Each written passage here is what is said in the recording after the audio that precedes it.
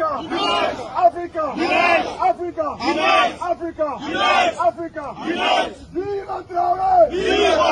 Viva Burkina! Viva! Viva Burkina! Viva! Viva Sahel! Viva Sahel! Viva Sahel! Viva Sahel! Viva Sahel! Viva Sahel! Viva Sahel! Viva Sahel! Abbas imperialism! Abbas imperialism!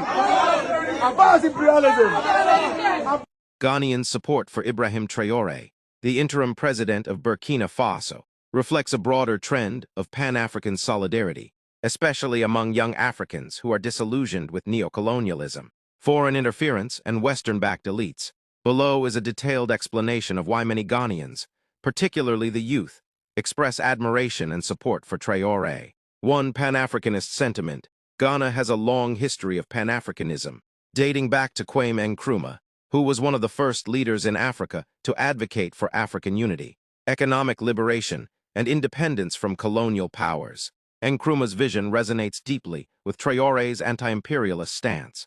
Traoré's bold rejection of French neocolonial influence aligns with Nkrumah's ideology. Many Ghanaians see Traoré as a modern-day African revolutionary, standing against foreign exploitation, particularly in the Sahel region. 2. Anti-imperialism and sovereignty.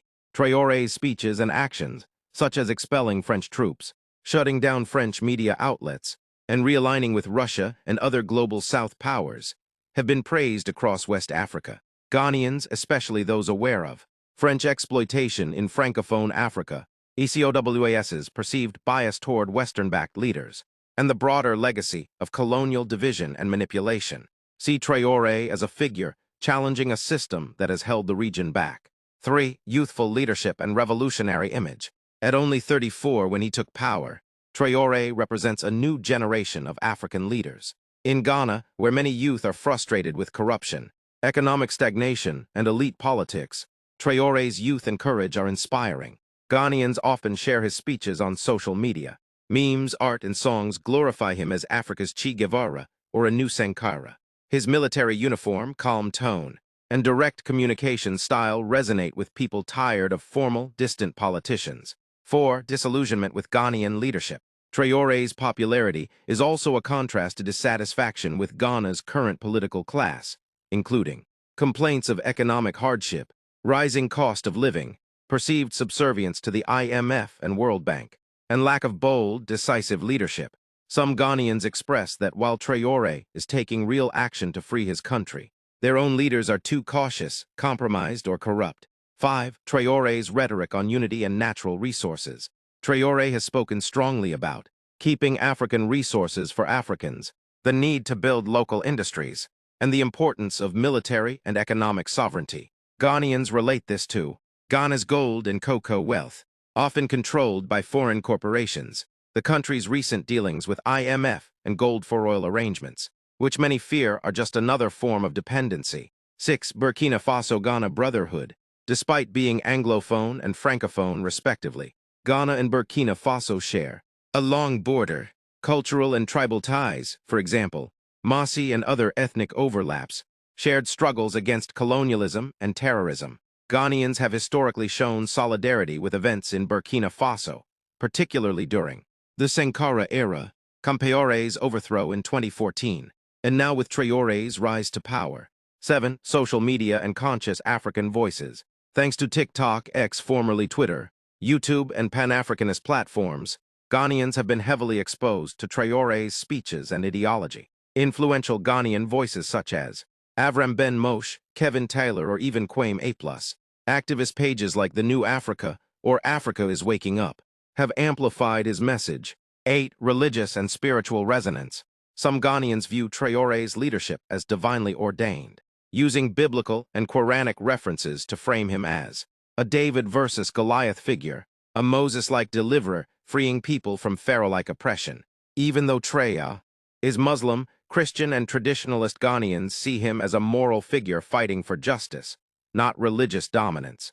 9. Shared struggles against terrorism and insecurity. Ghana faces increasing threats from terrorism in its northern regions, partly due to instability in Burkina Faso, Mali, and Niger. Many Ghanaians believe that Traoré's military campaigns against terrorists without Western help, are both courageous and necessary. They fear that if Burkina Faso falls, Ghana could be next. Hence, Traoré's success is seen as tied to Ghana's own security. 10. Symbol of resistance. In the minds of many Ghanians, Traoré has become a symbol of resistance, similar to Thomas Sankara, Patrice Lumumba, Muammar Gaddafi, or Amilcar Cabral. He is seen not just as the leader of Burkina Faso, but as a voice for all Africans seeking liberation, especially from foreign military presence, economic exploitation, cultural domination. Examples of support from Ghana. Art and music. Ghanaian musicians have begun mentioning or praising Traoré in songs. Poets and spoken-word artists invoke his name as a symbol of African pride. Protests and gatherings. Small youth groups in Accra, Tamale, and Kumasi have held events or peaceful gatherings in solidarity with Sahelian military regimes. Pan-African student groups from universities such as Legon or KNUST speak highly of Traoré. See media content. Traoré is regularly featured on Pan-African YouTube shows and blogs run by Ghanians. He is discussed in contrast to Western-trained African elites. The Ghanian support for Ibrahim Traoré is more than admiration for a foreign leader. It's rooted in a Pan-African consciousness that is rising in West Africa. Many Ghanaians, especially the youth, view Traoré as a mirror of what they wish to see in their own country: courage, independence, justice, and vision.